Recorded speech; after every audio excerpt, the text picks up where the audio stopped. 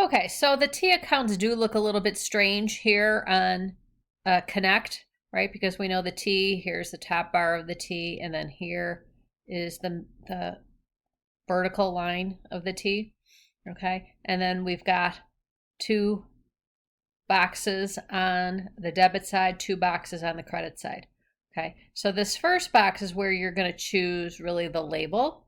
So you'll start with your beginning balance, and we can look at our beginning balance at April 30th is 43,000. So you'll drop that in. Okay. And then on the other side of the T, here's where you would put the credit amount, and then here you would choose the description.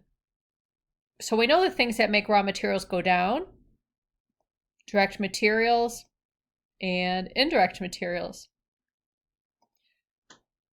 So those are going to be your credits, and you're going to work your way down to the balance on May 31st, the end of the period.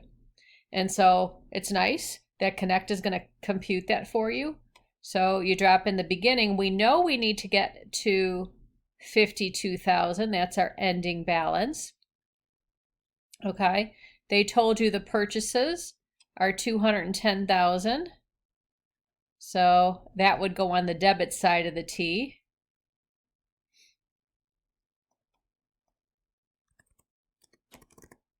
And then they tell you the indirect materials are 15,000. Okay, so that gets us to a balance of 238,000. We know it should be 52,000. So to go from a balance of 238,000 to 52,000 must mean that the direct materials used is 186,000. Okay, that gets us to the 52,000. So that's how you'll use the T accounts. I have a video on Blackboard. If you go to under chapter study tools, there's these demonstration videos for this calculating income statement amounts. This video actually walks you through a problem that is very similar to this one. So you might want to check that out too. So I hope this helps.